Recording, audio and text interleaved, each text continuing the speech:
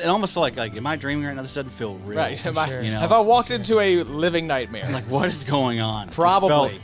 It felt very strange. It won't end. Guys, we are very out of touch. It's only going to get worse from here. It's the IDP show, now you know. Welcome to the IDP Show. I'm your host, Josh Raymer, joined in the So Check tonight. Adam Markham, Bobby Reynolds. We are sitting here during a Monday night football barn burner. 49ers, Carolina Panthers, fourth quarter winding down. Addy, how's the prop bets looking for you tonight? You in the black so far for Monday Night Football? We're trending in the right way. Yeah, I think we're going to be okay tonight. We're going to be okay. We'll see. We you never know with these things. You've had a good little year, knock on wood. Yeah, You know how you these got to things stay go. humble with these things. Yeah, we can't look too far ahead. We're going to take it 1 week at a time, Josh. 1 week at a time. Athletes speak. Good couple weeks for IDP bets. I was talking to Johnny today. They had like a 7-2 week and then a 7-1 week a couple weeks ago. So had some Not surprising at all. nice weeks in a row here. So make sure you're checking out IDP bets every Friday night live stream. Yeah, a beautiful mind every week, a new one. Along with Johnny. That's right. It's good stuff. Good men. I think it was Jeff this week. It was Jeff. Yep. I think the week before was our boy Tackle Box Props. So Yeah, no legend. surprise. That guy brings it every time. But we're glad you guys are here. We are going to be doing the Week 12 IDP recap. We got a good one for y'all. Addie's been in the dock various times throughout the evening, early mornings, around lunchtime. I think I saw you in there working, Addie. Yeah, I got started a little earlier on this one in the week, so Never not working. didn't have to be up too late. Kind of got ahead of things. Are you getting some sleep? Is what you're telling us? No, Is this breaking no, news? no. Okay, good. Just wanted to make sure. keeping things, 100. yeah, different. Keeping things 100.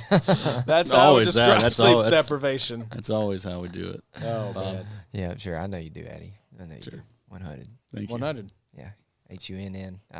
I like the Greenwood base. Is that Greenwood baseball hat there, Bobo? Yeah. Sure. Shout out my boy Kalen. He hooked me up with this little what is it called when you're not playing there anymore? When you Alumni. used to. Alumni. There you go. Alumni. When you're not Alumni playing hat. there anymore, you're Hey, Kalen, washed. You're definitely not watching, but I appreciate you. Yeah, appreciate it. Good looking hat. Yeah. It I is like a nice hat. I Yeah. like it. It's good. All of us went to Greenwood High School. We Shout did. out. Bob and I both played baseball. Mm-hmm. Well, you played a little more than I did. I just ran bases. Yeah. White Lightning. White Lightning. That's right. You're a glue guy. I was a glue guy. I was the heart and soul. I had the sunscreen and the sunflower seeds. Joshua's long pants, white cleats. Mhm. Right. Yep. You didn't White like Lightning. the stirrups. You didn't like the high.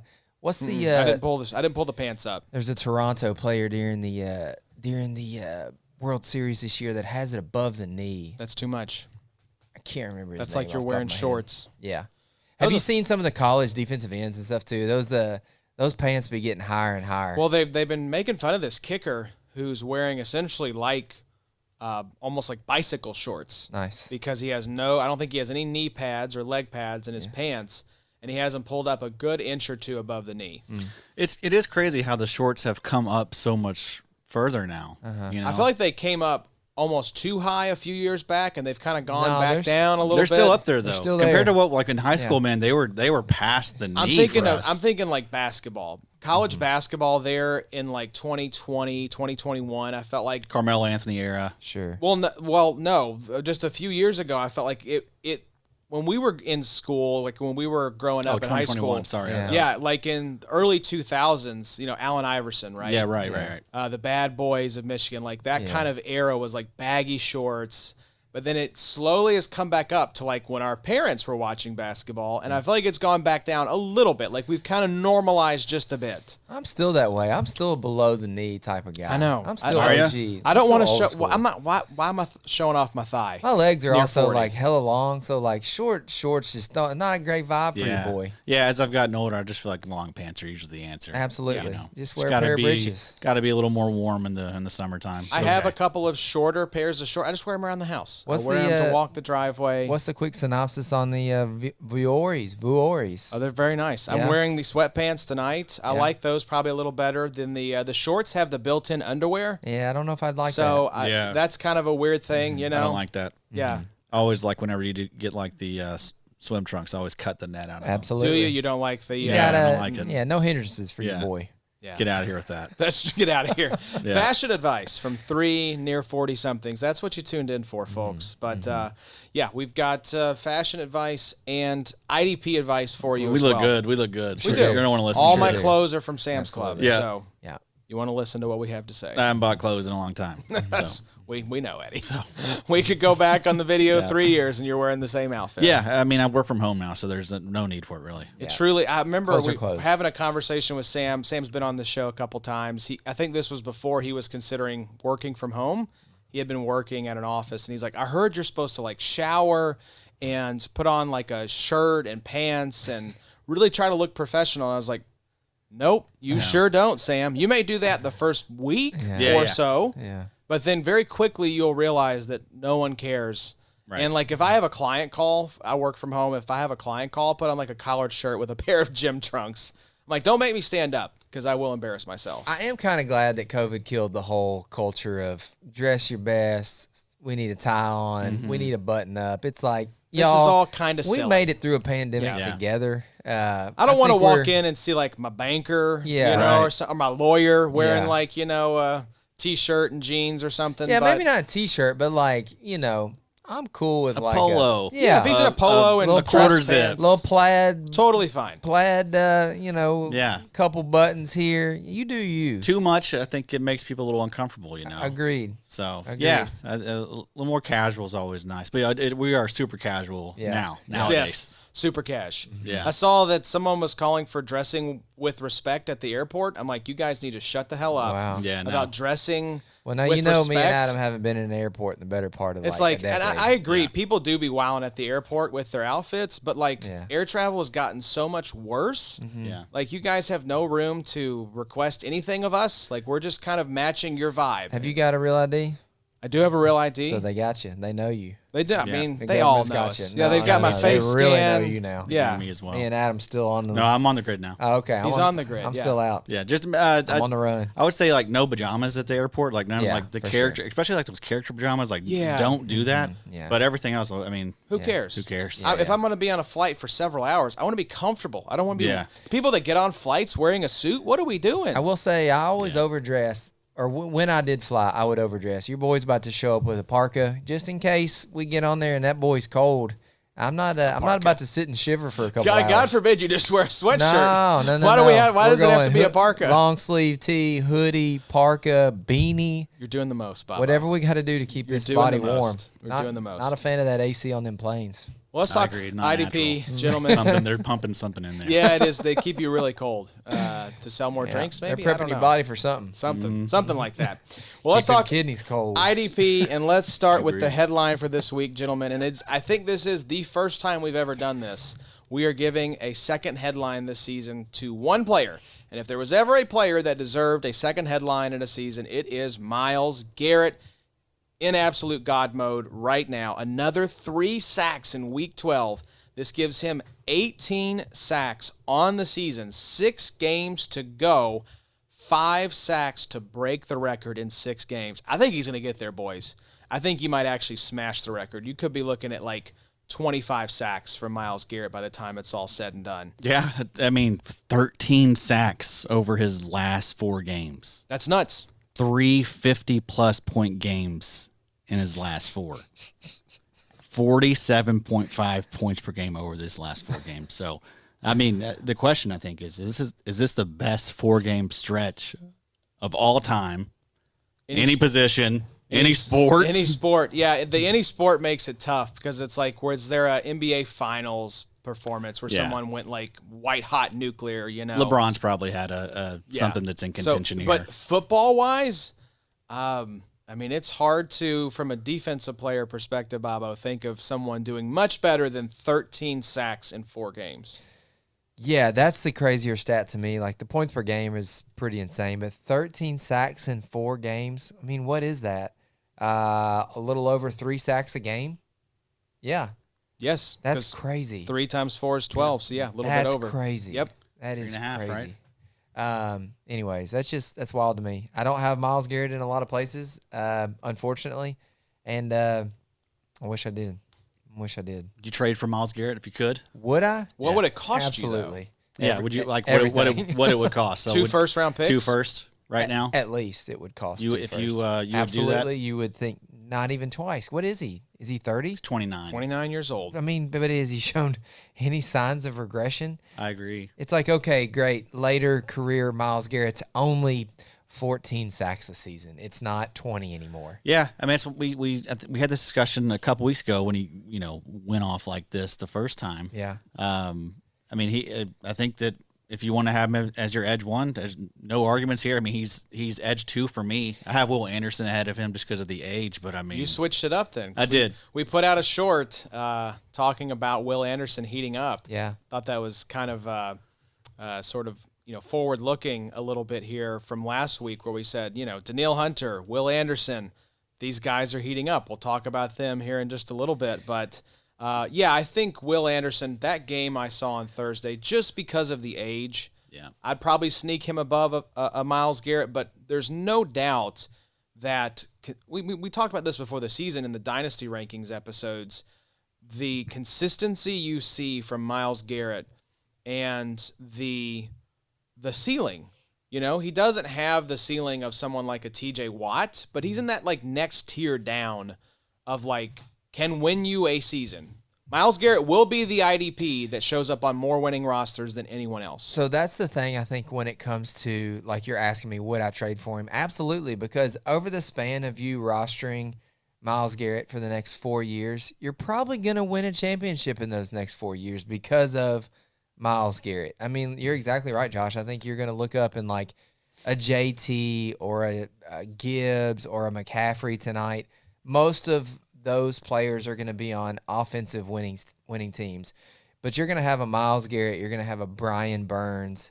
Are there any linebackers that you could see on like a bunch of winning teams? Probably not going off like the extent that Myles is right now. Yeah, because, I mean, the guy that we're going to talk about here in just a second that would have probably been a league winner for folks just went on IR. Yeah. So Roquan was out for a bit. Fred's now on IR. So I don't know who I would say. Maybe Jordan Brooks, because Jordan Brooks was probably a little bit of a value in drafts and is, I think, sitting as LB1 right now by Big 3 scoring. But still not averaging 40 points per game. No, over of the course last not. four. Of course not. It's more like 16, 17 points. There per are game. certain seasons where there's a certain position that kind of dominates the scoring for that year. Yeah. This is just a DL season, I feel like. Mm-hmm. Linebacker's been kind of like up and down, kind of gross. D tackle's been kind of weird. We've lost Fred. Roquan's Right. been like a LB2. Yeah. Just been it's been kind of all over the map. We have had some people emerge, like Jack Campbell's like taking 3 more steps. Yeah. So But yeah, it's been a weird year. at Jordan linebacker. Brooks is sitting at 181 points by Big 3 scoring. The top defensive lineman is 296. That's Myles Garrett. That's nuts. He's 100 and what is that? 15 points above the highest scoring linebacker. And then Burns. Yep, Burns is 262, Crosby's 213, Will Anderson's 212. Yeah. Those are your top 4 now by Big 3 And folks, scoring. you got to make your leagues big play, and you got to make these edge rushers and pass rushers. They got to be valuable. If Right. you're not making them valuable, especially if you're in dynasty, like you are really handicapping your ability to trade. Like you are sucking the value out of these elite, awesome players. Do not do that. Yeah. You have to get on board with the big play scoring. It makes trades, everything, much better. It's the better way to play. Like it, and also like you look at every single year. Look at your MVP candidates for defense. It's Typically edge rushers Always or edge rushers. cornerback. always. But that's the thing is like you look at what Will Anderson did on Thursday Night Football. You look at what Myles Garrett has done the last 4 weeks where he has gotten national attention, even on the Cleveland Browns. That should be worth a lot of points in your fantasy league. For sure. Yeah. So it's just the correlation between reality and fantasy. I want to try to keep that tight, that if someone's doing magnificent that's getting all this national praise and attention, that should be scoring pretty well in your fantasy And leagues. even as insane as Myles Garrett has been this year, right? The 296 points, is that what you Right. said? There's probably an offensive player that's around that, right? Oh, I would say so. So I mean, Let's you take need a to look. you need to have some guys that can Christian can do that. McCaffrey's 286, Jonathan Taylor's 284. Yeah, so come on, guys. This is QB, what you want. Josh Allen's at 300, Stafford's at 286. Yeah. So you want those players kind of intermingling with the top offensive guys. Like if we just looked at all players right now for Big Three scoring, Josh Allen, Myles Garrett, Stafford, McCaffrey. The next closest guy, Brian Burns, is top 12. Here's how bad it has been for linebacker this year, y'all. Tyke Smith and Marcus Jones are both scoring more than the highest scoring linebacker. Wow. When does that ever happen? When do you see DBs scoring more than their linebacker counterparts? So, weird season, but let's talk some linebacker updates, y'all. And let's go to Buffalo first. And some bummer news. Terrell Bernard injured, arm in a sling. Is it Shaq Thompson's season once again? Bernard played 66% of snaps before leaving with injury. Shaq Thompson, 58%. Matt Milano, 53%. Dorian Williams, 32%. I feel like we end up in this same situation every year with the Buffalo Bills where they're just rotating this same cast of linebackers that they love so much. Do we think Matt Milano steps into a bigger role? Do you think it's Shaq Thompson that kind of bears the brunt of this workload? I think it's going to be Shaq Thompson. I don't know if they trust Matt Milano Yeah. to step into much bigger of a role. Is this a Dre Greenlaw situation? I think so. Or they're just I really let's really keep the think so. throttle at about like 50 to 60% for Milano? Yeah, and I mean we saw Shaq Thompson get a very healthy snap share once Bernard left. Like he was the main linebacker. So, yeah, he was productive whenever he got his opportunity a few weeks ago when there was a stretch of injuries. So yeah, I see no reason why that isn't.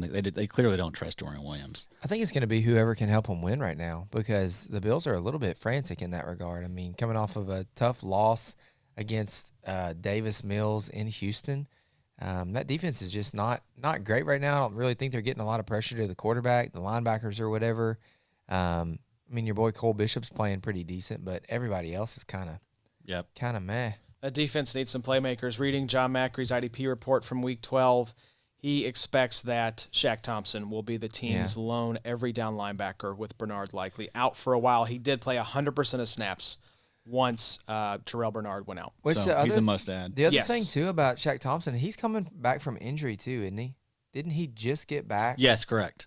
I don't remember what He it was was, banged up. but Has every Bills linebacker been hurt this season? yeah. Well, I mean they're most of them are old. Half of them are old, I guess, and then Bernard's also been a guy that gets banged up very. He was easily. banged up last season, Yeah. too. So this is just – he's unfortunately, I think, right or wrong, earning that injury-prone label like we see with certain other players. Yeah, that defense, they just as far as building blocks goes, they don't really have a lot. Not a lot there, man. Russo's not panning out. Ed Oliver, has his little He weeks gets- from time to He time. gets banged up but- all the time too. Yep. Yep. Just a lot of injuries. It's kind of like San Francisco. It's like what's in Yeah. I did get some insight. I saw something on Twitter about the way that San Francisco does its strength and conditioning program is different than the way every NFL team does it. Like their head trainer just has some very kind of like outside the box philosophies on strength and conditioning and maybe go back inside the box a Yeah. little bit. Yeah. I don't think the results are really working out in your favor. Even Joey Bosa has slowed down here lately, too. He has not looked as good as he did in the early season. But speaking to just the Bills not doing good and all these teams that typically do, Ravens, same thing. All these teams are struggling. I think that's just the NFL now. Yeah. All these teams, no one's really standing out. All these teams are very similar. Yeah. It feels like more of a crapshoot than really it ever has. Yeah, So, I agree. Should be a good playoffs. Yeah, it's going to be hard to do our We should go to the NIL kind of situation, make it a lot more spread apart. well, I just mean college ball is hard to watch now because it's Western's horrible because they've got $200,000 NIL money. Western's doing great. We almost beat LSU. No. We're bowl eligible once again. We're doing just fine. I'm talking about basketball. Oh, basketball. Sorry. Yeah, I don't know anything about basketball. I don't know. NIL is just kind of weird in regards to the NCAA. Well, it's but weird we won't because go down that avenue. free agency is dried up for the NFL, but basically college football is every player is a free agent every single season. Yeah. That's nuts. Yeah. That's Yeah, an it's very insane weird. system. Yeah, We've it's like got to that Carson Beck put dude. some He just left. restrictions in place. Beck left Georgia. He was a 4-year athlete, I'm pretty sure. I think he played all 4 years. Good catch for the boy Leggett. Yes, sir. Get on the horse. But, Get on the horse. What is it he Him calls and Devin it? White. Dime something dime. He's got a Dime horse. piece, maybe. I think he bought one, and that's the name of it. Anyways, I completely forgot where I was going with any of that. I don't know. It's, You're, week 12. you're preaching to the wrong choir here when it comes to what are college kids into. Yeah. But we can talk Tremaine Edmonds. I mentioned it, 2 6'7". IR. Yeah. Yeah, there we go. That's hip. Yeah.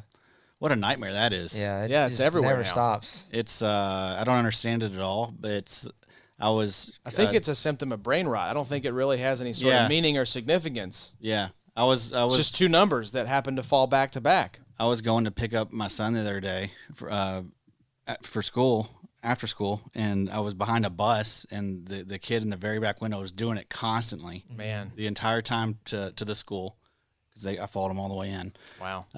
Were we like that? I mean, did we have that one joke growing up that like we just couldn't let go Not of? to that extent. I don't no. understand it. Yeah, Yeah. it's it is very bizarre. It Yeah. feels like Twilight Zone-ish, because they also let a girl off the bus, and then there was kids inside doing it, and the girl turned around and went 6'7" to him. Oh man. And I was like, it almost felt like, am I dreaming right now? This doesn't feel real. Right. Am I- Sure. You know? Have I walked into a living nightmare? Like, what is going on? It just Probably.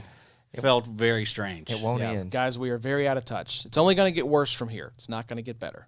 Yeah, it's don't get that one. But Yeah, I can understand a lot of them, but that one just strikes me as nothing going on. No between one has the ears. explained it to me. No, Yeah. I don't think it is explainable. I think that's what's viral now is like the things that can't be explained. It's just something all of a sudden Can't be catches explained. and just hits with the use. So there you go. There's your 6'7" talk. If you were wondering Huff what's sack. going on with that, we don't know. they've been commenting, asking us to talk about the Talk 6'7" about situation. the memes and the what's going on in the viral streets. We don't know, guys. Yeah. We don't so know. quit asking. We got that one still. No, we don't. So quit asking. Oh, that was good. Yeah, so Tremaine Edmonds, 2 IR, pour one out. Having the best season of his career was LB1 in points per game, 17.2 points per game. LB2 in total points before going on IR. I agree with you, Eddie. That was an insane stretch. This past week was like the worst possible scenario for the Bears linebackers. TJ Edwards, Noah Sewell were also out week 12. DeMarco Jackson got 100% of the snaps. Yeah. 50% for Amen Ogbo. Not even going to try to pronounce that last name. And then 18% for Ruben Hippolyte, who went out with an injury, I believe, during the game. Yeah. So what a weird situation for these Bears linebackers. And they still won. I know. This is what LB 4 and 5 they're trotting out here. 4, 5, and 6 between Jackson, Amen, and Ruben. Truly a war of attrition. That is wild. But yeah, I mean, you hate it for Tremaine Edmonds, man, because he's really been so underwhelming his entire career. You know, a guy that freak athlete, good draft capital. He's been fine, but he's really just been like a LB, LB3 really. It's been hard for us to let go of our priors, and we Right. pushed this guy up the draft board despite the fact, yeah, he's a back end LB2, high end LB3 for you. But this year, I mean, wow. I mean, LB1 in total points through 11 weeks. So Pretty nuts. shout out to him. Also, again, that speaks to the weirdness of this year. You know, that's just that's it in a nutshell, really. But yeah, hope he gets better. We'll just have to kind of monitor this linebacker room week to week. You know. Yeah, who knows? I guess if it's, we'll see. They play the Black Friday game against the Eagles, so we'll see if they get either. TJ Edwards went on. Didn't he go on IR as well? Mm-hmm. He did earlier in the season, I think, but I don't know if they've Is he actually. back? I don't know if they actually placed him on it, and they're just. I don't know. Yeah. I don't know, man. They've all been so they're banged up. they're like- dropping left, right, and center, man. I would say it's maybe another DeMarco Jackson game. Yeah. So just keep an eye on the injury report. Let's see if John has anything here in his write-up. What did DeMarco do this week? Did he get some tackles? Let's see. DeMarco had 12 total tackles. Yeah, hell yeah. I mean, Amen had 100% 13, and then Ruben Hippolyte had 1 before he went out. Again, just 18% of snaps. No, TJ Edwards not on IR. He was just out along with Noah Sewell. So, or Rigatoni Sewell, as John likes to say. So, your boy, Bobo, you talked about on the Saturday morning live stream, which hopefully y'all tuned into. Bobo, you did like an hour solid, just straight answering questions from the chat. Just Bob talk. Bill different. Yeah, built different. 3 years, $22 million extension for Nate Landman. He skyrockets in Daddy's. It is Daddy's. It is Daddy. Daddy's dynasty ranks to linebacker 10. What do you think about your boy getting some love from the Rams and from Addy in the dynasty ranks, Bobo? That seems like a great deal. Seems I like a it. good deal for I Nate like it. Landman. Seems like a good deal for the Rams. I don't know how much of it was guaranteed. Do you off the top of the? I think it was like $16 million That's guaranteed. fine. That's fine. That's a great deal. You know, Landman, never a guy that's made that kind of money in his NFL career, finally gets paid. And now we know what to do with him long term. I mean, you're locked in with Landman through 25, through 26, maybe 27. Maybe you get, 2 more years out of Landman on this 3-year extension. So love it for the Rams. Love it for IDP. I think Landman has been a fantastic little linebacker for us this year. Yeah, $15.6 million guaranteed. He was on a minimum $1.1 million deal this year. Love to see it. I mean, he is the answer to who is this year's Zach Bond. Yep. Lovely, Very just true. all the way around. And yeah, he's going to be someone that you're going to want to draft the next 2-3 years and redraft. And yeah, I mean, I like I mentioned, LB10 now for me. So It is funny you say he's this year's Zach Bond, sitting right behind Zach Bond in linebacker scoring right now.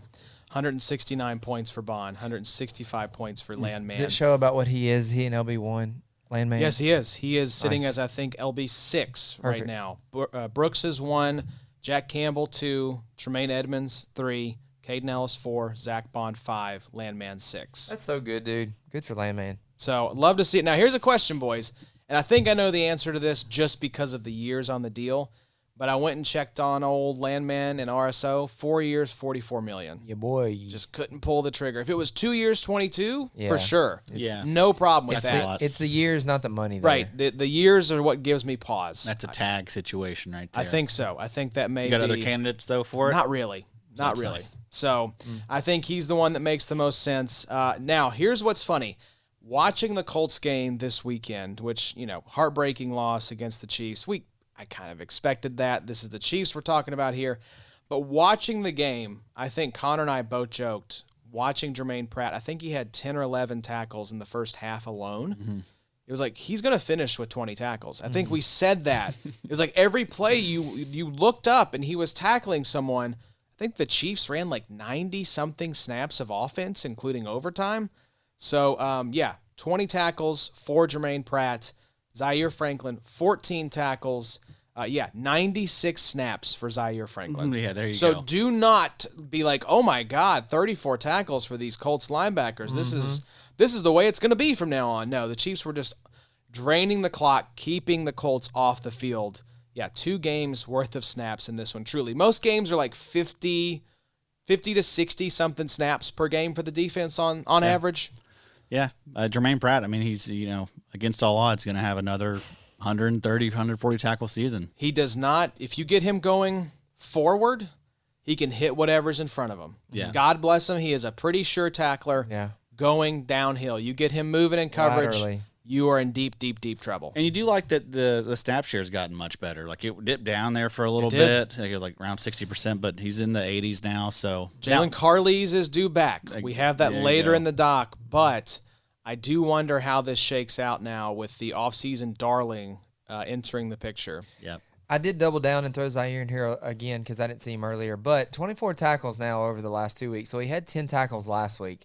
I get the crazy playing time this week. That's not going to be something you can count on week in and week out. But I don't know. Zaire's getting a little more close to the 10 tackles a game here down the stretch. I think defenses are figuring out how to exploit, or offenses are figuring out how to exploit this Colts defense, especially once we get DeForest Buckner back. That's pretty good defensive line. The secondary is pretty solid, but these linebackers are the weakness of the defense. Yeah, it's just like Chris Jones. I mean, Chris Jones is not going to have a sack every single week, but from a defensive perspective, Oh my everybody God. else He- benefits when Chris Jones is playing. wrecked the Colts on Sunday. Yeah. He was in the backfield Every play. so many times. I mean, Daniel Jones was thrown off his back foot, half of his throws because Chris Jones was in his lap before he could hit the top of his drop. I So love when there's games like that where you can, like Max Crosby has done that over his career too, where like you're like, nobody's here is blocking Max Crosby. Right. He's going to be back in the backfield somewhere. It's always fun to see with Chris Jones. it was one of those games on Sundays. Sunday. It didn't really show up in the IDP department, but you watch that game. Yeah. Chris Jones was a menace. Buckner So, going to be back. he's got 2 more games after this that he'll miss. Okay. So, because I think he went on right before the Man. Falcons. Well, we had a bye. So I think that counts, right? It's a game week, right? Yep. So he would be back then potentially after this next game, which is against the Texans. That's going to be tough because in a pretty crucial time, you don't know what the snap percentage is going to look like. Are they just going to roll out 100% Buckner when he's back? I think if he's back and ready to go, it's gotta going to be start 100% Buckner. I think as many Interesting. snaps as they can possibly give him. Yeah. Because we really, really missed DeForest Buckner. Yeah, you do. On Sunday. So keeping it rolling, though, Divine Diablo returns 99% of snaps back to the bench for Ronnie Harrison, 23%. I kind of wondered if I honestly thought there'd be a little bit of a rotation between Diablo just to ease him back in. Yep. But the Falcons love Divine Diablo. I think he should be a waiver pickup for you. Anybody playing this percentage of snaps needs to be on your radar. Bengals check-in. We mentioned this last week, Addy. Demetrius Knight back to 85% of the snaps. Only 35% for your boy Oren Burks. And then 100% for Barrett Carter. So I guess they're just going to keep rolling these rookies out there. I saw that Joe Cool is back for the Thanksgiving game. Joe Burrow's back. Was that his picture he put out today, or was that That was a real picture, yes. he posted that? I think so, yes. Wow, the LeBron jersey, wasn't it? Yeah, the LeBron, the really tight-fitting old white Cavaliers jersey, I think it was. Early internet right there. Cool. Early cool. internet. He knows. that. Joe understands the internet. Love that. What do we think about Isaiah McDuffie, Bobo? Does he need more playing time? I don't know. I mean, 20 tackles, 2 half sacks, and an INT over the last 2 weeks. he's been kind of impressive. I mean, every time Isaiah McDuffie has gotten actual relevant playing time over the last couple years, most of the time via injury or Quay being Quay, Isaiah McDuffie has balled, and we're kind of back in that category again. 20 tackles in 2 weeks, two half sacks, and an INT is like fantastic. 100% of the snaps in week 12. Is every linebacker, or him and Quay just taking turns outplaying Edgerrin Cooper for IDP purposes? For the most part at this point. I mean, I don't know. It does make that rotation as far as the questions of who you can start in week 13 really, really difficult. Can you trust this with Isaiah McDuffie? Do you trust to actually roll out Edgerrin Cooper? I mean, you're probably starting Quay Walker in most leagues, but this just makes things a little bit more hairy how good Isaiah McDuffie's playing. Tyrone Hopper, Yeah. 41% of snaps. Yep. So Quay, is he out? He was out this past week. Yeah. Is he coming back? I think he's coming back, yeah. Like I think soon.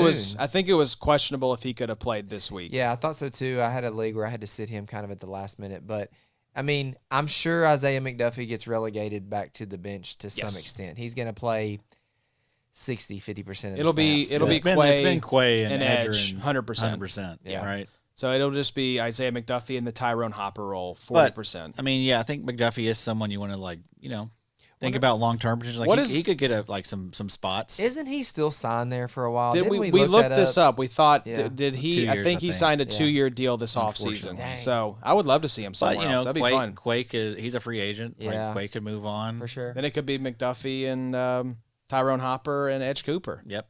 Because So- McDuffie could honestly be a little landman, go sign a little 1-year deal and Yep. lead the Titans. you Is know? Chanel? Do we say Chanel's got one more year on his contract No, after this he's year? a Is free he agent a this pending season, free I think. agent? Yeah. Like I said, a couple years ago, don't throw shade to any of these guys. Exactly. Because all these, recirculate. these guys that we like to laugh at, that he's trash.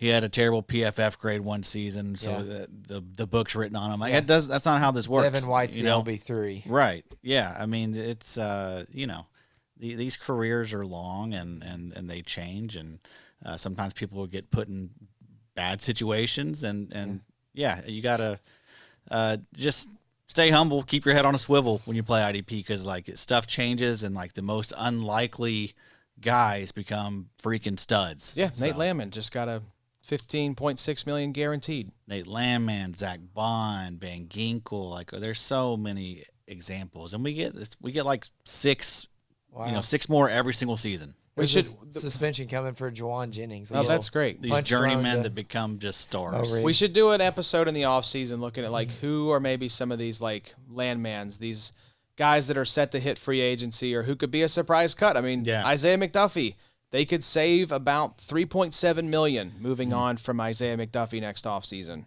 Yeah, we do. The free agent tracker has it's gotten rolling. So I've been putting some people in there. So There was a really good question in the Q&A this week that was, who is next year's Brian Burns? Who is next year's Landman, I think?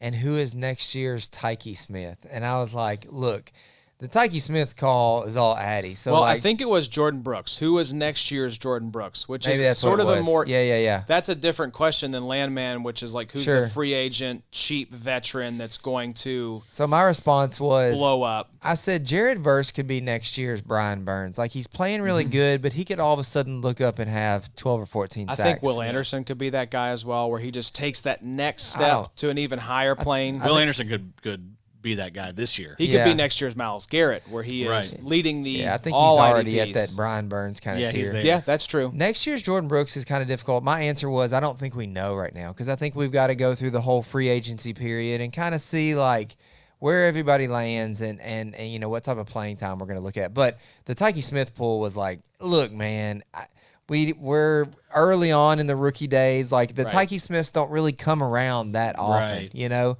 The rookie production and actually being a good player is But it's Malachi Starks. I'm just thinking of candidates based on like second year Yeah. breakout, He'd right? be a good one. Yeah. Good player on a good team. I mean, who are your candidates? I mean, I think Ammon Warry's already too good for that kind of he's consideration. I have him as safety too right now. You Yeah. know? That's If the you're- thing, folks. It's like just get in the ranks. Like we're usually ahead of all these people. So, just follow along. Follow along. We'll have the free agent tracker out here pretty soon. So If you would have guys- been listening to this pod, you would have Had uncovered Tyke all Smith. those guys. Yeah. You know, probably before your competition did. So it's true. sucks for you. Glad you're Sucks for you. tuning in tonight. just gotta though. keep listening. I mean, I Just don't know. keep listening. Just stay tuned. What else can we say? If you want more Yeah. 6-7 breakdown, These guys more have. I fashion mean, advice. the next Tyke Smith probably doesn't exist yet. He's probably going to be Doesn't a rookie. exist He's yet. probably a rookie. That's You know, what in the I- next class. Like there's not anyone that's really like standing out too much. to me Malachi right Starks now. is a good one. I mean, he's played Yeah, well it's this just year, a matter but of Hamilton being there. And- but and I mean, That shoot, was another Tyke question. Smith has Antoine Winfield Jr., so Right. it's And not I like mean, you can't do it. And even with Tyke Smith, is like as awesome as he has been, like there is still a part of you that's a little like, do I know. trust this long term? Right. So you know, It's like the Jonathan Grenard corollary of like, okay, do it, then do it again, and then maybe just one more time, but do it it's, again. It's more than anything just because of the position. Like, how many years have we seen the DB1 not even be a DB1 Right. the next Right. 2 or 3 years? It's the you most know? volatile position by Jalen far. Petre, Buda Baker, like Jordan those are just- Poyer. Right. Yeah. Speaking of, we'll get to him. We'll get to him in just a sec. Played Let's well. talk defensive linemen from last Thursday night football. Bills, Texans. It was a sack fest. 8 sacks on Josh Allen. Will Anderson, Danielle Hunter went nuts. We got some splits in this episode. I don't think I've mentioned that yet, but we're going to end on some splits, and we ain't talking bananas, y'all. Let's start with the Danielle Hunter splits. Sorry, I know though. some people don't care for the whistle. I can't know. say- I can't. It's a tick. I can't help it. Also, we don't I care love 'em. what you don't we care don't for. care as I well. love Don't Yeah, listen if it it's, bothers you. Yeah, this is a free show for you. Free so show. Shut up. Yeah, weeks now. 1 through 6, 12.8 points per game, edge 24 in total points. Weeks 7 through 12, 20.2 points per game, edge 5 in total points. On the season, Danielle Hunter, 16.8 points per game, edge 6 in total points. So we mentioned it. I think, Bobo, you said that Danielle Hunter, you called him in the short that we had out a playoff getter, somebody that you want to get for your playoffs. Yeah. And I agree, especially if you can slot this guy in as your edge 2 for your IDP squad. That is absolutely beautiful. Well, who the hell are you putting at 1 there? Embarrassment of riches? Well, I'm just saying, Huh? if you were in a situation like, okay, my edge 1's locked down, could I go trade? What would Danielle Hunter cost right now? Second rounder? This week, a second rounder. You could have gotten him Yep. when we told you to go get him. Yeah. For probably a third.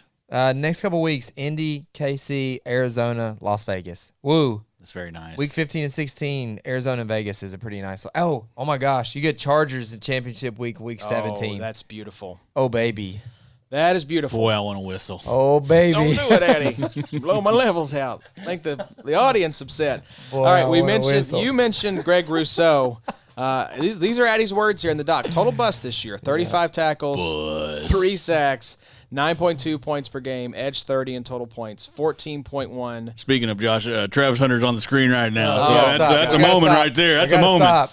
He's got too many commercials. I don't like when they just project this onto Celsius, these rookie Adidas. guys. The Like, T-Law one's too awkward. I it's- don't care for we it. really need to kind of once Hunter went down, let's just get these commercials off the air. Yeah, We right. don't have to keep doing this. Them It's just T-Law a ones bad are look. they're gonna be vintage here pretty soon. Oh yes, for Yeah, sure. Look Those at the will be- cringe those will be coming out of the 2025 season. certainly memed. Look at you post and cringe. 14.1 points per game in 2024 for Greg Rousseau, edged 9 in total points. So quite a little fall here for Greg Rousseau, about 5 points per game fewer. But, Addy, you're saying maybe you're not worried too much about Greg Rousseau. Yeah, I don't think you should be. I mean, he is playing good football. You know, I think the better production will come. 86.2 overall PFF grade. That ranks 9th among all edge rushers. 74.8 pass rush grade ranks 27th. 13.7% pressure rate. 15.5% pass rush win rate. Steelers, Bengals, Patriots, Browns, all coming up next on the schedule. So a must add for this stretch if he was dropped in your redraft leagues, but also like a nice little buy low, I think, in Dynasty, right? Like, could you get this dude for a 4th, maybe? Yeah, for sure. Do you want him for 4th? If I can get him for a 4th, I mean, I need edge depth in our main league. I would for sure flip a 4th for Greg Rousseau. Yeah, I think so too. I A think 3rd, no, but a 4th. I mean, I'm always fine flipping a 4th for a guy that I could plug into a starting lineup. I agree. Just 25.6 years of age too. So I mean, And that stretch, you got Mason Rudolph, Joe Burrow potentially at less than 100%, Drake May without his left tackle potentially, he's been getting sacked a ton. Yeah, he has. and either then way. Shador Sanders if he's still starting for the Browns at that point. So that is a delicious stretch of sackable quarterbacks. We mentioned on the last episode, if you tuned in, Justin Barnes is going to be joining us next week for essentially like a playoff look ahead. Who are the guys with primo fantasy playoff schedules?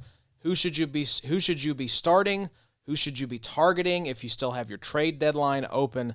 We're going to be breaking all that down for you. But a little preview here on this episode.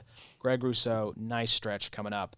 Also, Only 25 years old too. that is surprisingly young. I thought he would be 26 or 27 at this point. Second biggest game of the season for Aiden Hutchinson. 6 tackles, a sack, 27 tackles, 8.5 sacks on the year. I'd like to see him get those tackle numbers up a little bit. That's kind of low. I mean, you mentioned that Greg Rousseau has been a total bust this year, but 35 tackles. Obviously, Hutchinson has the sacks, but let's get the weight up a little bit on the tackles here. Yeah, Aiden. I feel like that's going to be a common thing that's said about the year that Aiden's having. But folks, remember the injury he had last year? Mangled old leg. Mangled old leg. You know, I'd imagine that's going to take away some of the aggressiveness that he's probably. I mean, he's still doing great. I mean, but it's not peak Aiden Hutchinson yet. Right. So Sure. I think that as he gets more comfortable, as he gets a little more trust in that what was it? His leg. Knee. No, it was his leg, wasn't it? It was a broken leg, compound fracture, It's a fibula. double leg break. Yeah. But I feel like that's a lot of times tackles are just like an effort stat, really. And so I think that he's probably just a little more cautious, maybe just a step slower, just because he hasn't fully. Even though the production's again, it's still going to be good. This dude's Aiden Hutchinson. He's still a top end edge rusher, no matter what, no matter how banged up he gets. Could be a nice little buy low in the offseason. I think if so, he too. Underwhelms. I think so too. I think I would expect this to be like one of his worst tackle years of his career. Yeah. Right. But Year 2 off the injury could right. be better. That's what that's the excuse I'm giving him. So, but I mean, again, 8.5 sacks, like he's blown away all expectations for me this season. Did he get hurt in a tackle or in a sack, like pass rush? I don't remember. I don't remember what it was. It was pass rushing. He was Okay. he was The was edge. bending and his Yeah. leg got whipped. Okay. you Okay. know. Was it whipped by a teammate or something, or whipped Something by an like that. opponent? Yeah. Something Friendly like fire. Double leg break, not good. But Micah Parsons, he's good. 10 sacks on the year. He has hit this mark every season since entering the NFL. What are people maybe starting to call Micah Parsons here? Yeah, I've been seeing some things, some forums, some message boards. They're starting to call this guy the Mike Evans of edge rushers with that sack streak he has. I love that Mike Wow. Evans is just the barometer for consistency. Like, who was the Mike Evans of linebackers? Was that Levante David, or was he the Bobby Wagner of Levante Davids? I don't remember who was. It was Fred. It was Fred. It was Yeah. Fred and Roquan. It was Yeah. both of them. Yeah. Yes, there you go. Yeah. I love that that's just your measuring stick. The highest compliments you can give That's what we're getting at a guy for with Christmas. regard to The only one. consistency. The only one I t-shirt. can give. That's it. That's the only one.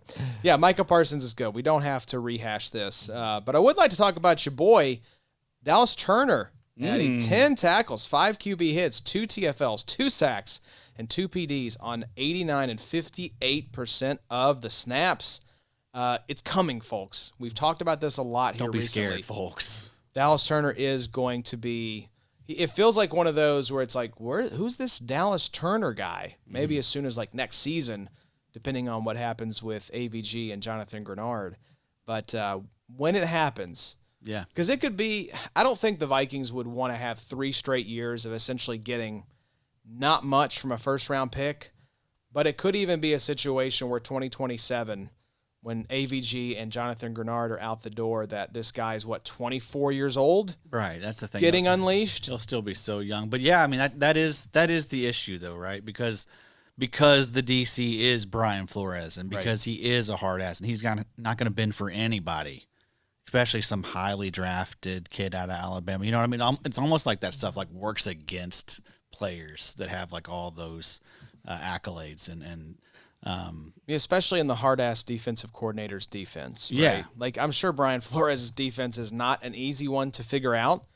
And so, yeah, Dallas Turner. Now, here it could be the saving grace. This is not a great head coaching candidate sort of cycle. I mean, I think, like, John Gruden probably is going to be one of the bigger names. I think you could see the Texas coach kind of floated his name out there. So there is a chance that Brian Flores gets hired away. wow. And maybe you all have a different defensive coordinator in the mix. Yeah, maybe so. It's a possibility. That would, I think, be a good thing for Dallas Turner. But, yeah, because otherwise, I mean, comparing a guy like Dallas Turner to a veteran like Van Ginkel that does everything right, like it's, it's probably an easy call for someone like Brian Flores. Right. So, yeah, I mean, be prepared to be frustrated until something changes. In Minnesota, but I mean, it's there. Like we see it. Like he's on the wall for a reason. It'll come eventually. It's just It's refreshing in games when Grenard or Van Ginkel are out because they're going to give Dallas Turner the snaps to figure it out that game. Yeah. And more often than not, he's a little bit like him big in that regard to where when you see 80 or 90% of snaps, he's going to do something. He's going to have some type of big play. Yep. Yeah, he's a fun player. Love DT. I'm excited to have him in a lot of spots. And, I mean, again, there's so many edge rushers out there that you can, manufacture points with. Like, you don't have to stress out about, this guy's not hitting yet. Like, right, stash him. Yeah. Let that interest just accumulate, and then this is going to be a really nice player to have. he was probably a when the third-round bill pick comes for due. you. Hopefully he didn't do anything dumb and, like, take him, do a flag plant type of pick and, like, take him in the first. You didn't need to do that, No. especially in that rookie draft with all 3 of those guys there. We talked about that a lot. We talked about, like, our favorite edge rusher of this class was the third one, the one that falls to you because we liked Right. them all the same. I like but- Chop. I like the fourth, but it's That okay. Bobby did like the fourth. He did like Chop. That is true. But another guy we like, Mad Max, 8 tackles, 5 QB hits, and now gone 3 of 4 games since the bye with 20-plus points. It's just nice. Like, as weird and as murky as linebacker has been this year, so many of our elite edge rushers are just showing up and balling out for us. So shout out Mad Max. Shout out Jared Verse, second highest scoring game of the season, 26 points, 2 sacks this week. Now give him 6 on the season, only 3 behind Byron Young, who does not have a sack since the Rams bye in week 8. Byron Young, the new Matt Judon. A lot of people are calling him. Oh, is that right? We just got all sorts of comparisons. If you need the shorthand of what Matt Judon is, it's the guy with the outrageous splits from the first half of the season to the second. Yeah, Let's go ahead and do the splits for him. for sure. I mean, might as well. Let's do it. Byron Young, weeks 1 through 6, 23.8 points per game. Edge 1 in total points. Week 7 through 12, 6 points per game. Edge 68 in total points. We kind of wondered, like, is this going to keep up? And I thought it would be better than it's been, but Yeah. I mean, that's unstartable territory for Byron Young. On the season, it's still looking good. So Yeah. if someone is maybe checked out, You starting Byron Young right now? I mean, Feel comfortable? Week 13? Man, it depends on the matchup, I guess. He's sure.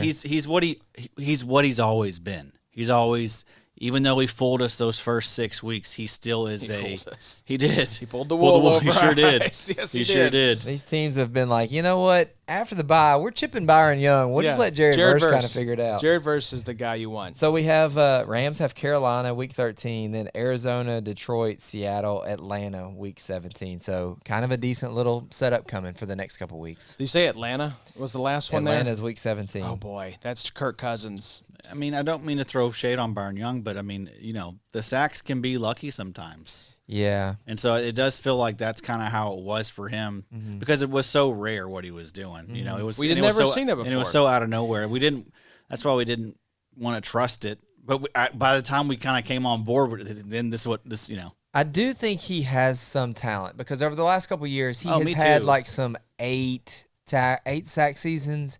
I don't think he's ever gotten to a 10. So I agree with you, but I do think he has a little bit of talent outside of like just the luck. No, I don't mean. I'm not saying you're. I don't mean it that way. I For just sure. mean it like as far as like if you look at like his pressure rate. Yeah. It wasn't that type of pressure rate where like it seemed like this guy Elite. was just winning no matter what. Like Yeah. it felt like it was just a little bit of fool's gold. Yeah. Foos Gold. Yeah. Talking about Foos Gold right now? So He's not elite, but he's not a DJ Wanham either. right, he'll have a year. I think Yeah. like this year he's going to have one of these years where he gets like 13, 14 sacks in a season. But really, what he is a 8 to 11 type of guy. Yeah. You had it right there. And I quite could have. I maybe should get away from that joke. quite the inverse. Absolutely I mean, not. It is year 6. I think Jared Verse is showing that he's a pretty talented player. Like late in the season, I think Jared Verse is going to have a fun little Right. stretch for us. Well, That's what I mean. Like, there's no doubt that dude is a stud, Right. right? Yeah. But like, I don't see it the same way as with Byron Young. Yeah. I think both of these guys will be hopefully usable. Definitely Verse. I just hope Byron Young can get back to some sort of in between from where he is now versus where he was to start the season.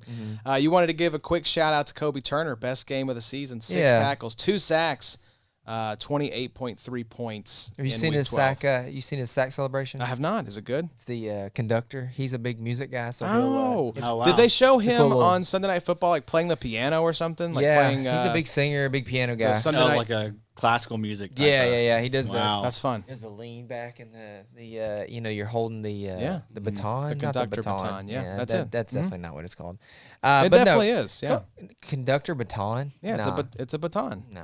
that the conductors Baton use. is what you pass in like track. No, that is what it's called. No. I'll look it up. Anyways, I just wanted to say Kobe Turner's name. We probably haven't said it all year. Braden Fisk has been kind of banged up. We've said Verse and Byron Young's name a lot, but Kobe Turner, great player. Yep. Yeah, it's a baton. Nah, you're definitely wrong. Okay. What's it called? Sound off in the comments if you know that I'm right. We wanted to give another shout out here, Bobo. Yeah. Another one of your calls Real from quick. Saturday. Yeah. Nick Himbig. Nick Herbig for the uninitiated 90% of snaps, double-digit scoring. What do you know, Bobo? Man, Nick Himbig, just let him play. Let him play 90% of snaps. Let's bench T.J. Watt and Alex bench them Highsmith, both. please. Get him out of there. And Get 'em out. Jack We Sawyer. don't want 'em anymore. Nick Himbig season, please. It's just fun. It's just fun when Himbig gets 90% of the snaps. You know he's going to do something. Great game for T.J. Watt. I mean, T.J. Watt's been kind of under the radar, like not a Myles Garrett this year. Like he's not a depoy type of candidate, but has been really, really solid. And is healthy. So that's not always something you get out of a Watt brother. Yeah, sitting as the DL5 right now. Yeah. TJ Watt lovers got to be sick about all the Myles know. Garrett stuff. Oh, I love yeah. it. You know, Just having a So fit. fun. just dominating, Having a doing fit. something that Carson Swessinger in division, maybe the rookie depoy. and I mean, likely going to break TJ's record. You know, Yep. Truly hate to see it. tough, down bad, down Damn, really bad. so bad. God, what could Myles Garrett get to? Could he get to 25? I think he could Yeah. get to 25. I mean, he's 7 away with 6 games left. 7 away from the record. No, 7 away from 25. Oh, Lord. 7 away from 20. He's 5 away from breaking the record, y'all. That's crazy. Yeah, dude. He's going to get there. That's crazy. Montez Sweat, even sweatier. Best game of the season in week 12. He put up 34.9 points with 3 tackles, 2 sacks, a forced fumble, a fumble recovery. He has 35 tackles, 7.5 sacks on the season.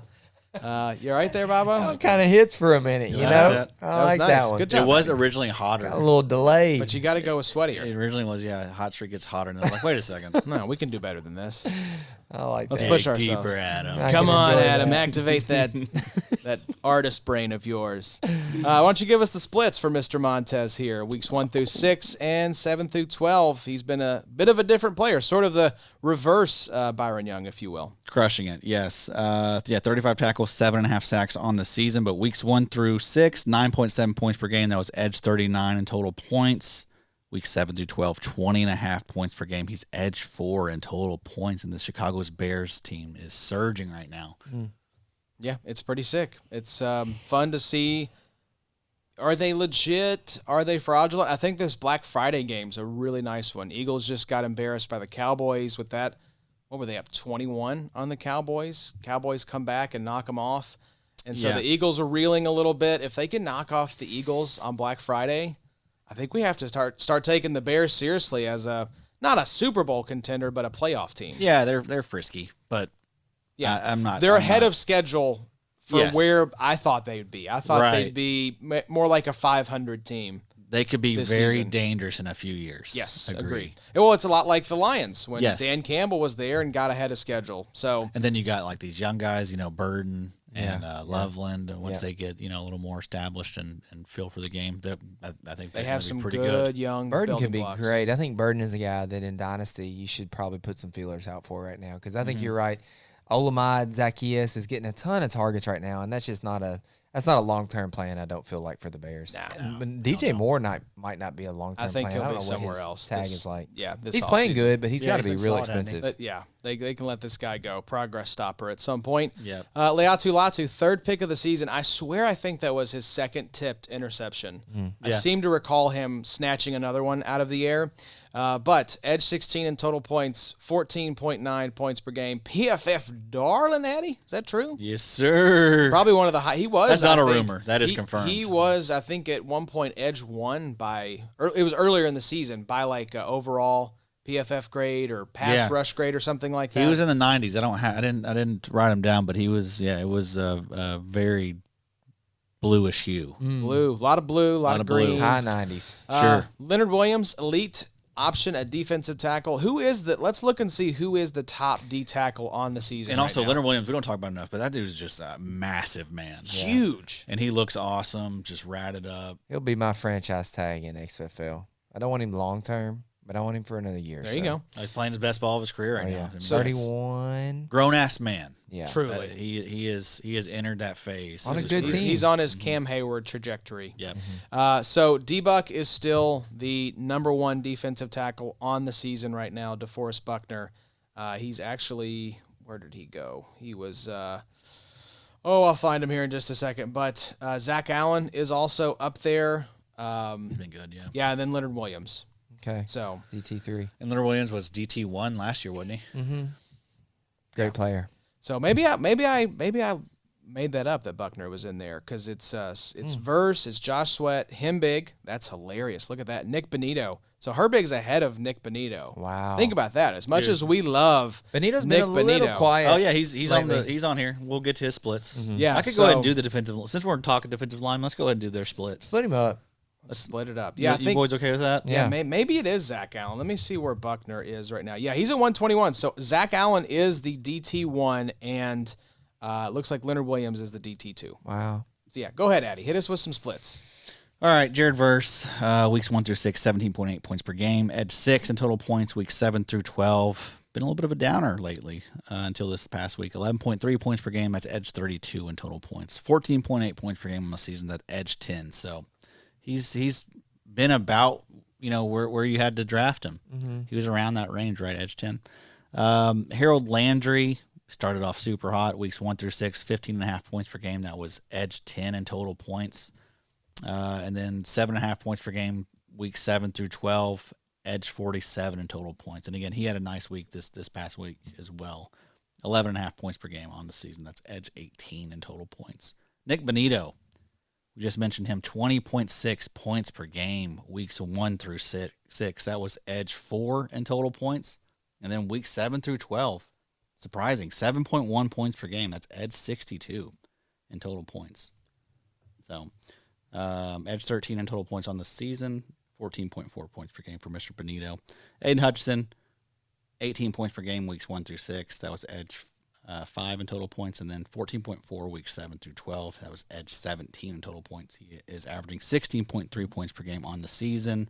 So solid, but not spectacular for Maiden Hutchinson. Right. But maybe No spectacular tackles. after coming off that type of injury. Right, exactly. For the context that he was, doing this in, yeah, pretty nice. All right, 2 more. Jalen Phillips, weeks 1 through 6, 6 points per game. That was edge 63 in total points. And then weeks 7 through 12, 11.6 points per game. That was edge 18 in total points.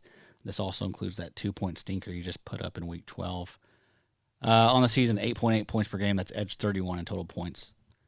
Also, that's like, you see that the guy's averaging 8.8 points per game, but he's edge 31 in total points. Yeah. It speaks to like, oh boy, there's not a lot of these guys. When we that talk are- about he's an edge 3, I mean, that could look like 9 points a game potentially. For sure. yeah, it makes you. Who cares, Yeah. really? Like, Yeah, sure, truly. why attach any value to really anyone outside the top 15? sure. Honestly, Jalen Hunt, weeks 1 through 6, 5.3 points per game. That was edge 73 in total points.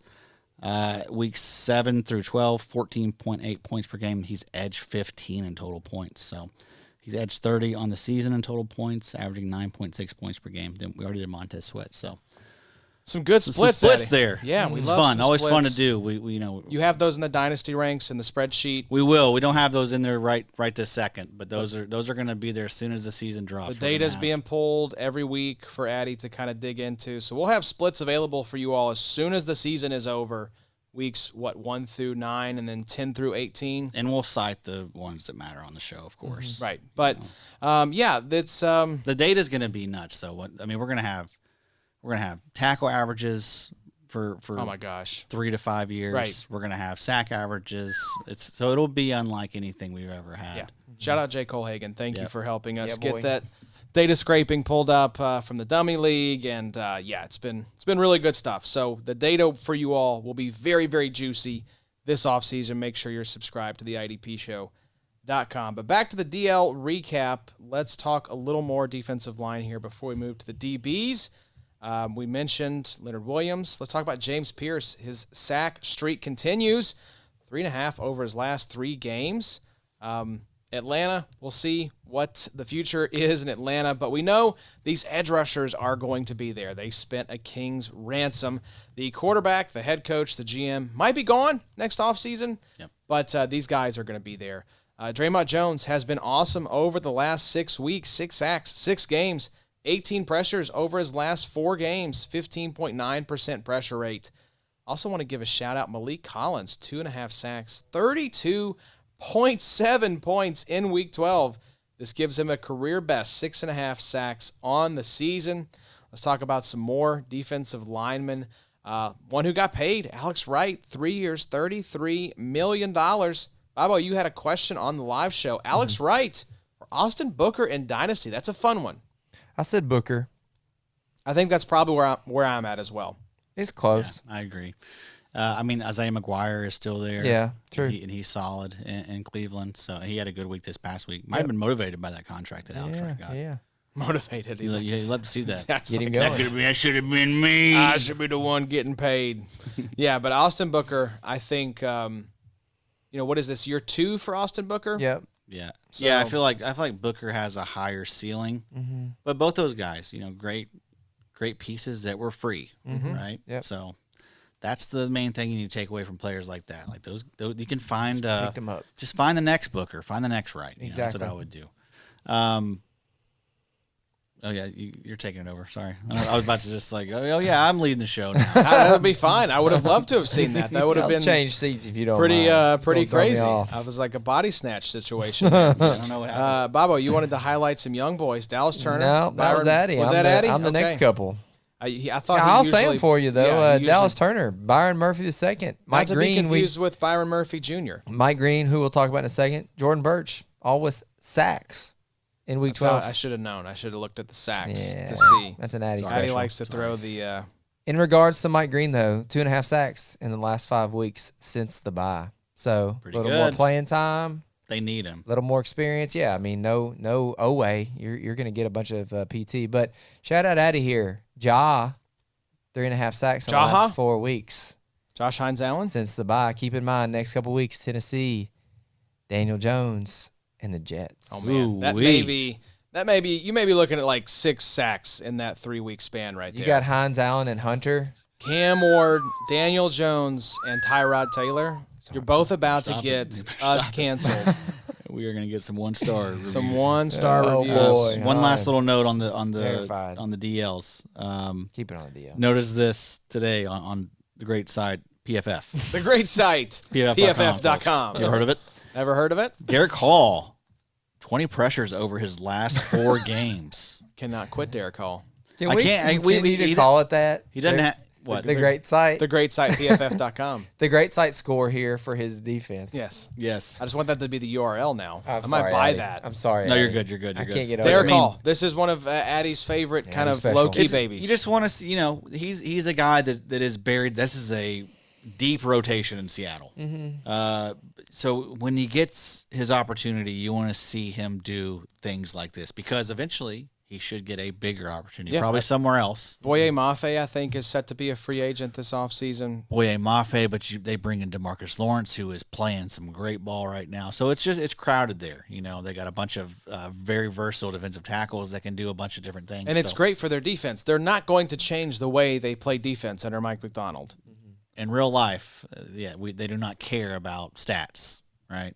They want a fresh and good rotation. They just want to send waves of bodies at you. Yes, so that's what they got going on there right now in Seattle, and that defense is great. So, but just Derek Hall, a guy that we've always liked on this show. I especially have liked, but I do think he will get an opportunity at some point. It's like think like Uchenna Nwosu, someone like that. Like when he was with the Chargers, we saw these little flashes. And then what happens? He gets a chance, and he gets There'll be some over 10 smart sacks. team that will sign him Exactly. when he hits free agency, and he will do very well. Exactly. So let's talk defensive backs, though, boys. What's going on with Kyle Hamilton? Do we have any sort of, Bobo, can you check the tweets and see if there's any sort of injury update on K-Ham? I think I saw where it's possible that he plays week 13. Okay, that's good. So I do not think it is a serious injury. There was a bad little stretch there. Josh Metellus got hurt, and it looked bad too, but he returned as well. And then K-Ham, like his thing seemed like it was kind of serious. But who was it for the Colts? Charvarius Ward got banged up because he just came back from a concussion. yeah, geez. And he got his bell rung bad in that Chiefs game, and we thought, oh no, we just lost him again for another IR stint or something like that. But he came back into the game, so that was good to see. I would bet Kyle Hamilton's probably going to miss a week, maybe more. You seen anything? Harbaugh said it's not serious, but sometimes when it's not serious means, we're still going to have to fight through it for a week or so. Yeah, so we'll see. So you may be without K-Ham. Keep an eye on the injury reports. Addy, is Kevin Winston time upon us? 10 tackles in Week 12 against Seattle. This Tennessee team stinks, so why not give some of these young guys some run, right? Now's the time. yeah, I mean, good Lord, you got to. I mean, I don't know what's going on with Xavier Woods. I was looking up. I was trying to search him on Twitter, and there's just not a lot of people tweeting. Not a about lot of people Xavier, tweeting about Xavier Woods. Not a lot of people checking in. Come on on, him. Xavier Wood heads. So, I mean, assuming rational coaching, Kevin Winston should get a chance to play here, and that's what we're seeing right now. He's played 100% the last 2 weeks, 10 tackles in Week 12 against Seattle. So, I mean, they drafted this guy in the 3rd round. I was a big fan of Kevin Winston. I think he just dropped in the draft because he was coming off the ACL. Where was he for you? Was he a top 5, top 6 Oh, yeah, he was safety definitely for you? He was probably he definitely wasn't outside the top 5. Because you had Starks and Warrior as your top 2. Yeah, 1 and 2. I would think he would be somewhere in that top 5 mix. Yeah, I'm pretty sure he was 3 or 4. Yeah. Xavier Watts up there. Xavier Watts was up there. Yeah, Winston was right around there, though. Yeah, that makes sense. Did you see today where the Giants fired their defensive coordinator, the interim coach? Yeah. It's like, man, that defensive coordinator. I'm like, brother, you are the interim. What are you doing firing anyone? Yeah. And then Chip Kelly, who I believe was the highest paid offensive coordinator in the NFL, he gone. That is And ridiculous. They're back to Greg Olson, who has served as this team's offensive coordinator every 4 years. Did you all see this today? It's kind of interesting. He'd been the offensive coordinator for like couple year stretches, but 4 years apart essentially. And now he's back once again. Like he wrapped up 2021, I think was his previous stint, and now he's back in 2025. That's wild. So just a weird, very weird little quirk. These teams love their coaches and players that they know, and this is a great example of that. So, I think maybe, Bobo, you mentioned Jordan Poyer. Speaking of, is this guy back? Jordan Poyer, is he back in our lives? 29 tackles, last 3 games, 81% snap share in Week 10, 83% in Week 11, 80% Week 12. You think this should stick, Addy? Taylor Rapp on IR, likely out the rest of the season. I think so, man. I think it was 2 weeks ago, he had like 15 tackles in the game. So he's back and he's tackling better than he ever has. So, yeah, I mean. And they got nobody for linebacker. Right. It's going to be Matt Milano and Shaq Thompson and Jordan Poyer. and Dorian. 2021 starting in lineup. It's an old team. I feel like that's probably part of it. Bills is like you just got a bunch of old heads. You know whose name you haven't heard at all this year is Von Miller playing much? Is he playing at all? I don't think he's and they could really use him to You looking, Joshy? to play a healthy share for them. But he, because they got Dorrance Armstrong's out there and they're playing Jacob Martin a ton. Yeah, they are. That's not a situation you want to be in. That's not a situation you want to be in. Dude, he had a sack this week. Von Miller? Yeah. He's on not 39% of snaps. He had 1 tackle and 1 sack. He's not even showing up here in the PFF. I got to talk to John about this. Uh-oh. He's not in the IDP report. You The sure great he site? was? Dude, he has The great site, PFF.com. He has 5.5 sacks on the season. Von Miller, are you looking in the right year? Promise you, 2025. What in the world? Half sack week 2, sack in week 3, 1.5 in week 5, a half sack in 6 and 7, and then just had another half sack or a full sack in He's heating up. week 11. Actually, no, I take it back. Yeah, they're on their bye this week. It was 1 sack last week. The Commanders are not playing this Hey, week. one of my flag plants. Yeah. 8 sacks. One Yeah. of your flag plants. Denver, One of the Minnesota, 60 flag Giants next couple weeks. Yeah, so Jordan Poyer, nice little Might be starting. Nice little start. He's probably is he a locked-in starter in 2 safety leagues right now? Poyer, Jordan Poyer? oh, you could do way worse. Right. For sure. Another one of your favorites. I love how certain guys just tend to pop up here. Geno Stone, random out of nowhere, big tackle season. 13 tackles this week. He's already at 80 with 6 games left to play. His single season career high, Addy, is 81, mate. so unless he goes out for the rest of the season before this next game, should probably break that in week 13. Yeah. Had the pick 6 right in this past week. Yes. Did he? I think so. On Sunday, had a pick 6. And he hasn't been doing a lot of that stuff. Usually that's what you can count on Geno Stone for. He's a great best ball target typically because he gets feels like 3 to 5 interceptions every single season. Yep. 31.95 points for Geno Stone Nice. in week 12. 13 tackles, and pick 6. Wow, on top of the 13 tackles. Dude, close to that's the sick. DB1 on the week, probably. Yeah, he's up there. He has these random pop games where, like, week 6, 28.55 points. He had a pick and a sack and 3 tackles in that game. But So just very odd. There's always, every year, there's one of these, safeties that just has this season where, Yeah. they've been averaging 75 for the past could it be 5. that the Bengals linebackers in front of him are complete butt and letting a lot of tackles That could help. leak through to the 3rd level of the defense? Quite possible. Roll back to Stone. They're on the field all the time, probably, I'd say. I'd have to imagine the Bengals are up there as far as, snaps goes. That would be interesting. Which defense has played the most snaps thus far this season? Snap leaders. Bobo, let's talk about Marcus Jones. He went on vacation. He just had a little mid-season He got to. vacation. Went to Cabo. I think I saw him on the beach. But he's back now. 29.8 points. Week 12 with 6 tackles and a pick 6. Nice. So Marcus Jones is back. Yeah, I mean, 29 points on no punt or kick returns, right? I don't think he's on that. I think that's our boy Efton Chisholm at this point. So, yeah, good to see Marcus Jones having this type of season because so many people overpaid for him in 2021 or 2022 that they're locked into Marcus Jones long term because that value they're never going to recoup. Yeah, I will say 5 tackles, though, this week. So Yeah. that was nice to see. And, yeah, the pick 6. That's definitely going to help you out. It sure will. But let's talk about did you find the snap leaders, Addy? Any update for us there? Still hard. working on it? Too hard. It is hard to find just which defense has played the most snaps. have to pull up PFF. I think it was like StatMuse or something where I typically find it. And I'm like, I don't know if this is right. All these sites are trying to charge you now for this Oh, stuff. come on, you know. guys. It's just snaps. Cam Curl, 19 tackles over the last 2 weeks. I want to see, how did that rotation break down? Our boy Quentin Lake going on IR. That that's a was bummer. such a bummer. That's a bummer because there was a lot of questions on the Q&A about, man, what do I do now that Lake's on IR? Do we trust McCreary? There's the young guy. I can't remember his name. What are his snaps going to look like? And my answer was just double down on Cam Curl. I think he's going to be even that much more integral to the defense. He was the snap leader, 95.7% of snaps, played 68.7% deep safety. Wow. Cam Kinchins was next up with 93% of snaps. He also played mostly deep safety, 71% deep.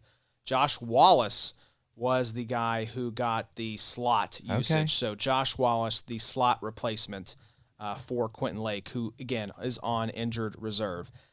So let's see here. Late season Buddha. Bobo, I think you put this one in here. 29 tackles, half a sack, fumble recovery, and INT in the last 4 weeks since the bye. Buddha has been a bummer thus far this season. Yeah, I mean, that's just kind of one thing I paid attention to. Addy was, the quick little splits kind of got me thinking about Buddha. Early season Buddha was kind of rough because we had Dadrian was playing pretty well, and even Jalen Thompson, I think, had a pretty good week this week. But late season Buddha, could it be special? Could we be going for a nice little run towards the championships? I did see that the next little week looked like they were playing some teams that were going to air the ball out quite a bit. So what's the deal with Baker? Is he going to be out for a while? It sounds like he could possibly play this in week 13, but I would say that Baker probably misses 1 week and comes back for week 14. So they've got Tampa Bay, Rams, Houston. But if you got Tampa Bay, that's Teddy Bridgewater. I mean, that's going to be a lot of runs, probably a lot of short passes. I wish it was going to be Baker because that would be better for Buddha. It would. But Rams and Houston there, week 14 and 15. I don't know.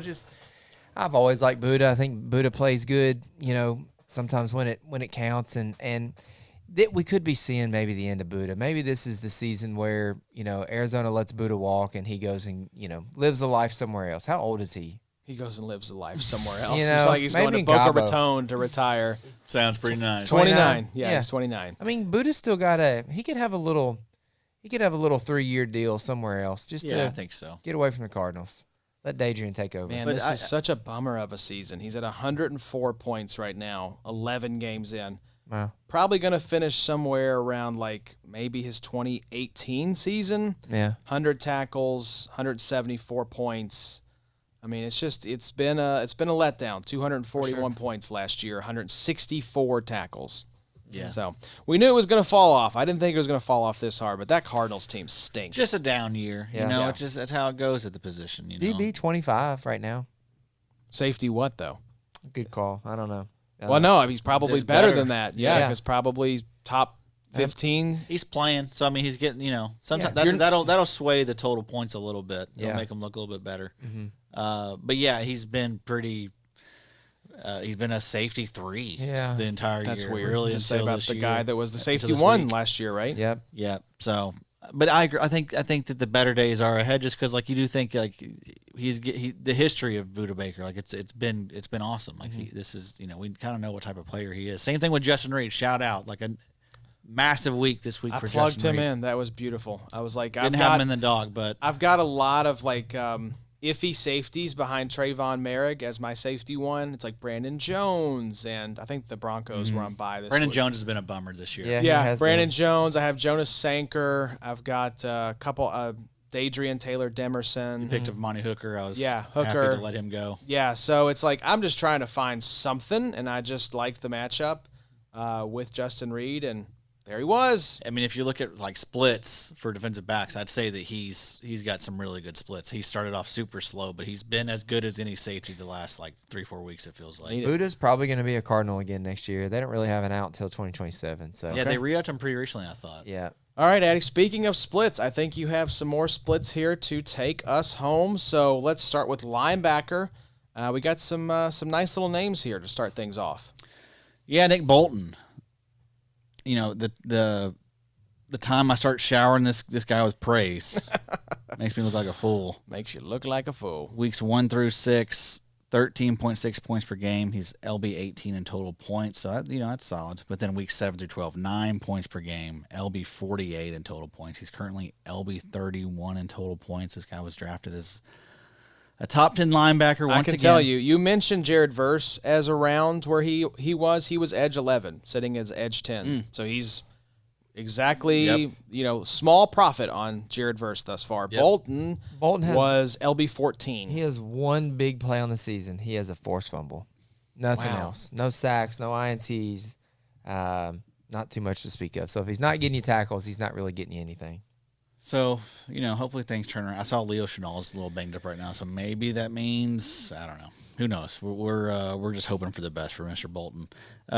C-Swesh. C-Swesh, baby. C-Swesh season. I mean, the splits are solid here both ways, but we needed to just shout out how good this guy's been. He's going to cash us some bets, so we're proud of this guy. Weeks 1 through 6, 11.8 points per game. That was LB 29 in total points. What a dream this guy is, man, for a rookie linebacker to come in and do this. Weeks 7 through 12, 18.1 points per game. Linebacker 4 in total points. Currently linebacker 9 in total points on the season, averaging 14.7 points per game. Look, anytime you can win Addy some money, cash some bets, you're going to have a soft spot in his heart. Forever going to love this guy. Yeah. I think Mike Wollard's comparison is very high praise, but I don't think it's inaccurate that it's the next Luke Kuechly. Yeah. Yeah, I mean, good for Mike. That's where he belongs. Browns fans have to have something to get excited about. But, man, Schlesinger belongs there in Cleveland with Mike. Mike deserves this. Mike needs this. This is Browns Mike's year, fans, man. It really is. This is truly Mike's year. We need to do an edit for Mike. We should. A video. We should get one of the I love Gen that Zs idea. to do that. Yeah, let's get a Gen Z edit on that. Yeah, for sure. Eric Wilson. Weeks 1 through 6, 9.9 points per game, LB 56 in total points. Remember, they were trying to figure out that rotation with Ivan Pace to start the year. Weeks 7 through 12. This is the linebacker 2 in total points, folks. He's averaging 16.5 points per game.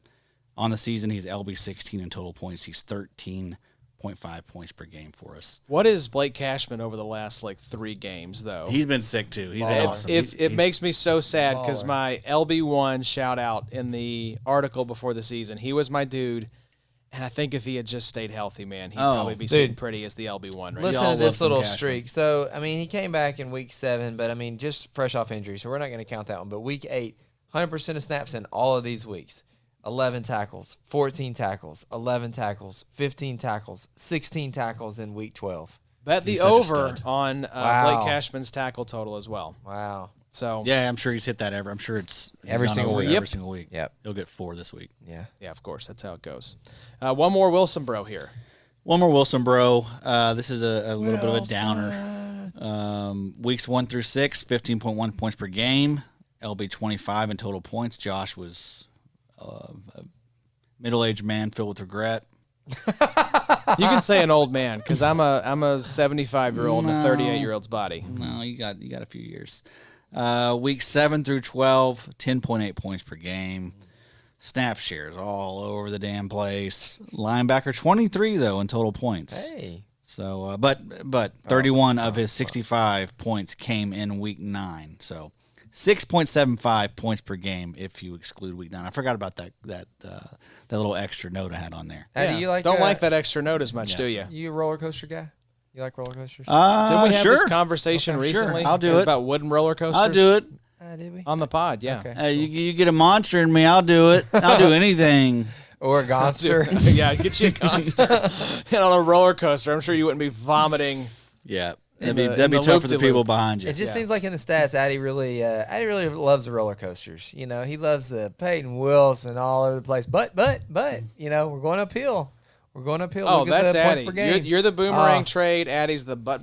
This horrible guy might actually be good. I don't really think about a lot of this stuff until I get here and get around you guys. So I'm thinking through a lot of this stuff. So you gotta deal with it. I'm glad we can activate your brain. You know? I'm glad we can activate your brain.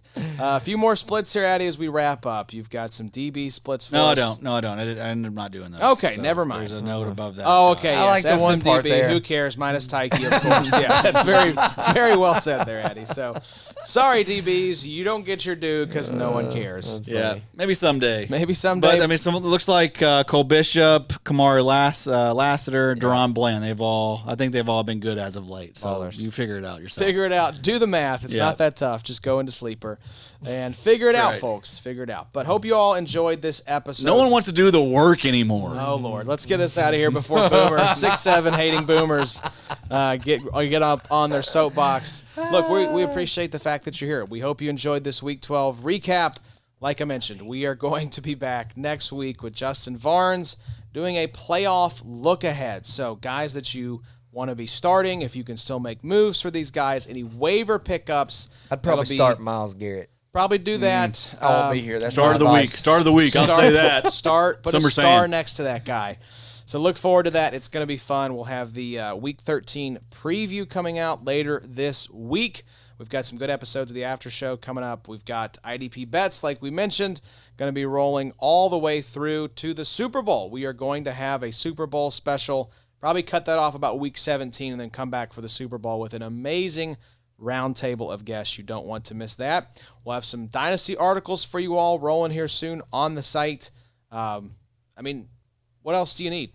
Green Dot article, projections, waivers, streaming cornerbacks, streaming DLs. We got you covered top to bottom, front to back, Bobo. I said that on the Q&A episode. I wrapped up with best group around, best brains in the business, and go to the website. What do we not have? Yep. Trade calculators up there, start sit tools up there. The You got flex decisions. The data scraping is going to break some brains. It's going to break some brains, folks. Just hearing Year 7 leap. And we're not hot take artists, It's all people that take pride in their work. There's no AI bullshit over here. AI which is ruining this world, by the way. Ruining it. AI It really It's is. ruined it. Our AI is essentially go. Jake and Ringler. At Yeah, this there we point. go. Thank you to our brains for making us look good. But we appreciate y'all tuning in. Until next week with Mr. Varnes, y'all enjoy the football. Take care. We'll see you soon. It's the IDP show, now you know.